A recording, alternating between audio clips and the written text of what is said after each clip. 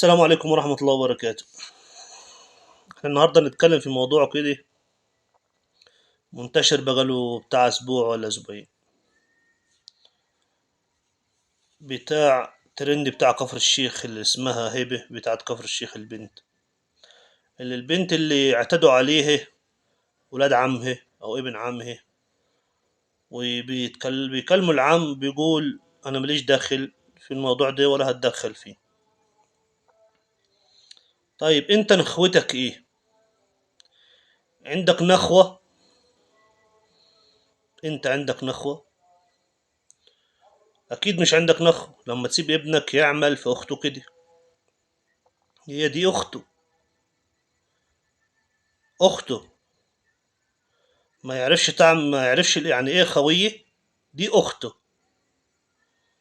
البنت طلعت في فيديو.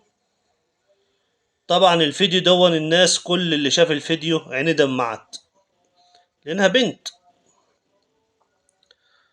فمغلوب على أمرها يا عيني. ضعيفة. البنت ضعيفة مغلوب على أمرها. مش لاقي حد يقف معاها يجيب لها حقها يساعدها في مشكلتها، فاتجهت للسوشيال ميديا علشان خاطر يعني تخلي الناس اللي اصحاب القلوب الرحيمة تتعاطف مع البنت، وموضوعها ينتشر وموضوعها ينعرف اكتر واكتر. دي حاجة. الحاجة التانية، كنت نشرت فيديو ليه على التيك توك، وهي بتصور فيديو في حد بيصورها من فوق البيت. ف الله اعلم، الله اعلم هي مظلومة مش مظلومة. لكن الواقع اللي هي بتحكيه، في ناس كتير بتتدخل، في ناس كتير عمالة تتكلم وتقول لا لازم ناخد حقه، وفي ناس عمالة تتكلم على التيك توك. كل واحد عمال يركب في الموضوع، واللي يعمل بس على الموضوع، فمحدش عارف الموضوع من جذوره ايه. الناس تتدخل وتشوف الموضوع من جذوره ايه قبل ما تحكم على اي حد ان هو ينضرب من هنشتي من هان. البنت طلعت قالت حصل فيا كذا كذا كذا كذا وكذا وكذا وكذا، ما عدا ذكر الحاجات اللي هي قالتها. طيب يا جماعة، في حاجة اسمها تحري، في حاجة اسمها ان اني اشوف اصل الموضوع ايه.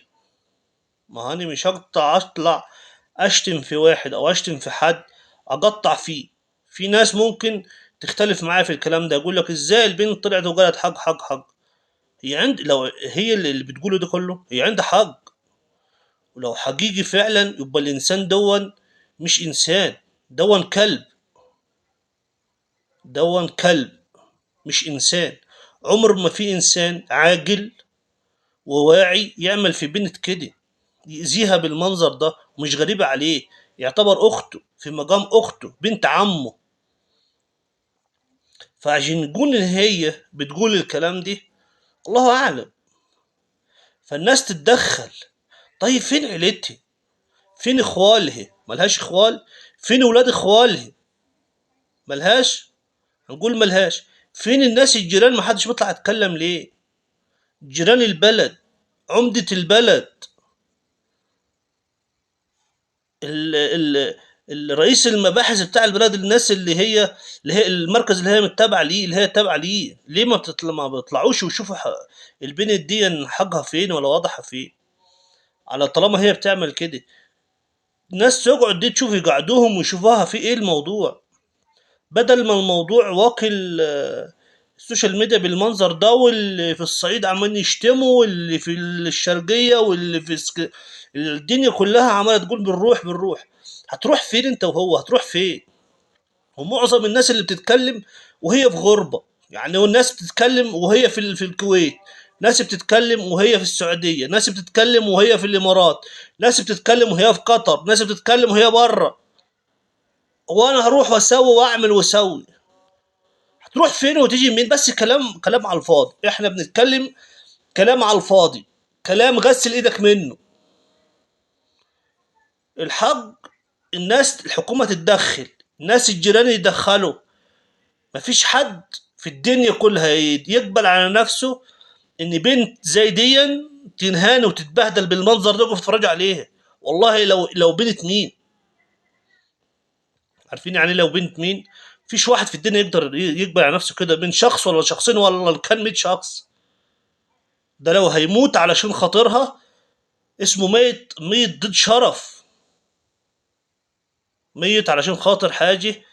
آه يعني بنت، عار، عار علينا، عار على المسلمين ان ينعمل في المسلمين كده.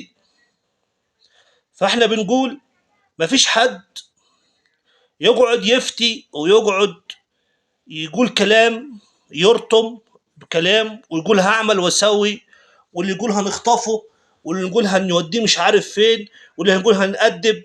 يا جدعان المشاكل عمرها ما بتنحل بالطريقه دي. كده انت ضيعت حق البنت وضيعت حق اي واحد ليه حق، هتضيع حقه بالمنظر اللي انت بتتكلم فيه ده. ده احنا عايشين في دولة، احنا عايشين في بلد، عايشين في قانون، في قانون سايد البلد. لازم القانون هو اللي يكون فوق الناس كلها، هو اللي يكون فوق الشعب. ازاي انت اصلا بتقبل على نفسك القانون مش عاوز تطبقه؟ ما ينفعش. لازم نقف ونسند البنت او الناس اللي حوالين منها كلهم يقفوا ويسندوها من اهل بلدها. اللي يطلع يقول لك الكفر الشيخ كلهم ما فيهاش رجاله، فكفر الشيخ مش عارف ايش دخل كفر الشيخ جميعا. انت بتتكلم على اول البلد واخر البلد. في اول البلد انسان وقح، وفي اخر البلد انسان محترم. على ما يوصلك تكون مشكله خلصت. فما ينفعش ان احنا نعمم في مشكله زي كده، نعمم لا. كفر الشيخ، اهل كفر الشيخ كلهم على راسنا من فوق، ناس محترمه، ناس مؤدبه، ناس اخلاق، محافظه من اقدم المحافظات. فما ينفعش، فما ينفعش ان احنا نشتم في بعضنا كده عشان موضوع زي دون. الشباب والناس اللي ياخدها الحمية واللي واخدها الرجولة قوي وهو في الغربة وهو متغرب وهو في هنا وهنا وهنا، لو مراته انضربت بالقلم في الشارع مش هيقدر يعمل لها حاجة لأنه في غربة. الا بس يتصل على اهله يشوف مراته انضربت منين ولا يشوف ايه اللي حصل. لو ابن انضرب ولا بنت انضربت مش هيقدر ينزل لأنه في غربة. فالموضوع مش عاوزين الموضوع ياخد الأبعاد دي، عاوزين الناس تحل الموضوع بالأدب والاحترام، ويشوفوا البنت إذا كان لها حق ياخدوه، وإذا ملهاش حق واللي بتعمله ده كله والتدعيات والحاجات اللي هي عملتها دي كلها على السوشيال ميديا تتحسب عليه. لأنها خلت ناس كتير تشتم في بعضها. ما ينفعش. وناس كتير، محافظات كتير عمالة تغلط في بعضها. ما ينفعش، ما ينفعش. عايزين نقف مع بعض مصريين. المصريين جدعان، رجاله. ما ينفعش يشتموا بعض كده على عمال على بطال في اي حاجه هايفه. مش يتفرجوا علينا الدنيا. انت قاعد لي في الكويت عمال تقول هخطف هعمل هعمل هعمل. عندك ابن الكويت نفسه، ابن الكويت ضرب ابن المصري في قلب الكويت وما قدرتش تتكلم ولا سمعنا صوتك ولا عملت فيديو. خايف على اكل عيشك بس شاطر عمال ترطم وخلاص. دي في مصر لا، نشطر على بعض، نعلق القرون لبعض، مين اللي هينطح مين الاول. في ايه يا جدعان؟ في ايه يا شباب؟ حرام. ارحمونا بقى. خلوا البلد تتقدم شويه من اللي احنا بنعمله ده. مش كل واحد يعمل حاجه الموضوع ياخد له بتاع شهر شهرين. احنا لسه مش خلصنا من بتاعه الاسماعيليه، لسه مش خلصنا من بتاعه اسكندريه، لسه مش خلصنا من كل يوم والتاني بلوه تطلع لنا. كل المحافظات بتغير ببعضها، كل محافظه بتطلع بورسعيد والزقازيق ومش عارف مين ومين. حرام. والمنصوره. ورجعنا قلبنا على كفر الشيخ ليه؟ ليه؟ الله. المهم الكلمتين اللي كنت عاوز اقولهم، عاوزين نقف وقفه واحده، زي راجل واحد، عمود كهرباء واحد، واقفين مع بعض. مش نشتم في بعض ونهين بعض علشان خاطر حاجه مش مصان في اللازمه، وعشان خاطر كل واحد فينا يطلع ياخد لقطه. عشان خاطر كل واحد ياخد لقطة، لا. مع ألف سلامة.